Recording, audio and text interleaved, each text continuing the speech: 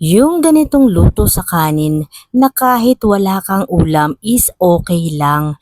Dahil kanin pa lang is solve ka na. Pero ako, pinatniran ko siya ng ulam kasi naman si Habi gusto niya palagi pag may kanin may ulam.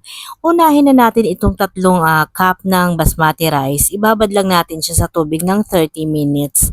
And then sa isang bowl, maglagay naman tayo ng lemon juice. Yung juice lang ang kukunin natin isang piraso. Then sundan natin ng 1 teaspoon ng ground black pepper, 1 teaspoon ng curry powder, 1 teaspoon ng salt, and ang hindi nawawala sa aking panimpla, ang aking garlic powder, 1 teaspoon din. Palagi akong may garlic powder talaga mga kaimbento at ang paminta. And then lagyan din natin siya ng paprika powder, 1 teaspoon. And last ang ating olive oil, dalawang kutsara lang. And then, i-mix natin ng mabuti mga kaimbento kasi yan ang gagawin natin pampalasa dun sa isda. And ito namang ating fish fillet is 1 kilo mga kaimbento. Bali, hinugasan ko siyang mabuti at pinunasan ko ng towel, di ba? Nagkakandabulol pa ang lola nyo. And i-rest muna natin siya ng kalahating oras. Mas matagal, mas maganda. Manonood talaga yung ating mga pampalasa. And then, sa isang pan, maglagay tayo ng 3 tablespoon ng oil. And itong ating sibuyas naman is tatlong medium size mga kaimbento. Bali, ginamitan ko siya ng food processor para mapino siya ng ganyan. And bukod dyan, eto pa ang kanilang mga pampalasa. Meron tayong 3 pirasong cinnamon stick. Hati-hati lang yan kaya naging 3. Pero 1 pirasong buo lang yan mga kaimbento. 3 pirasong laurel. Pinch lang ng fennel seeds, and then yung ating cardamom 1 piraso, isang star anise, and then yung pamintang buo naman is mga 4 na piraso lang mga kaimbento.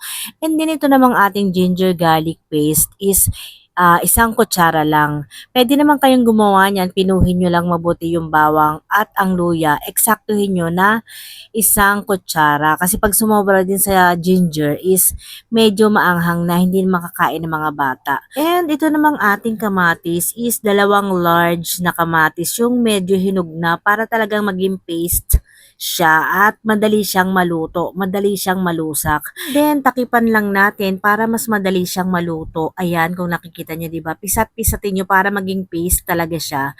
Kailangan talaga lumasa ang ating kamatis. And then, tinanggal ko rin yung mga pampalasang ating nilagay din gaya ng bay leaf, gaya ng star anise, and ang ating cinnamon stick. Tanggalin natin yan kasi hindi yan natin kakainin, o diba? And then, naglagay din ako ng kalahating piraso ng beef cube. Kalahating piraso lang. And sundan natin ng turmeric powder, 1 teaspoon. 1/2 teaspoon ng garlic powder. 1 teaspoon ng chili powder. 1 teaspoon ng ating cumin powder. And 1 teaspoon ng coriander powder. O diba, ang daming powder. Huwag nyo lang sasamahan ng kilikili powder. O diba? And then yan, imekos-mekos lang natin yan. At isunod na natin ang ating binabad na basmati rice. Bali sa basmati rice naman mga kaimbento, sa isang takal na basmati rice, ang itutubig nyo is 1 and 1/2 cup. Bali 3 cup to ng basmati rice. Bali ang mailalagay natin na tubig is 4 and 1/2 cup ng tubig. O diva, tama ba yung pagpapaliwanag ko? Yun na yun. Basta sa isang cup is, ang ilalagay nyo is 1 and 1/2 cup ng tubig. And then yan, sa una, hanggat pagpapakulo tayo, takipan natin, is lakasan muna natin ang apoy. And then pag gumulo na ng ganyan, haluin lang natin ng kaunti para maging even yung lasa niya. And then saka natin hihinaan ang apoy at antayin na natin siyang maluto. And then dito sa isang plato, maglagay tayo ng cornstarch dahil ididip natin dyan yung ating mga fish fillet na binabad natin kanina sa pampalasa. Bali yung cornstarch is nilagyan ko siya ng 1/2 teaspoon ng salt, and then tsaka ako idinip dyan, ikinote natin yung ating fish na nilagyan natin ng pampalasa kanina, and then ihanda rin natin itong 2 itlog. Batihin lang natin para i-coat naman natin dyan yung ating mga fish fillet na nilagyan natin ng cornstarch. And then hindi pa dyan natatapos yan. Maglagay naman tayo dito ng cassava flour, and then ididip pa natin dyan yung ating fish fillet na dinip natin sa cornstarch and sa itlog. O diba? Ang daming trabaho ng lola nyo, makakain lang ng masarap. Kaya naman cassava flour ang nilagay ko kasi iyan is malutong pag naluto. Talagang masarap talaga siya pag sa mga manok, nilagay sa pritong manok and sa pritong isda kagaya niyan.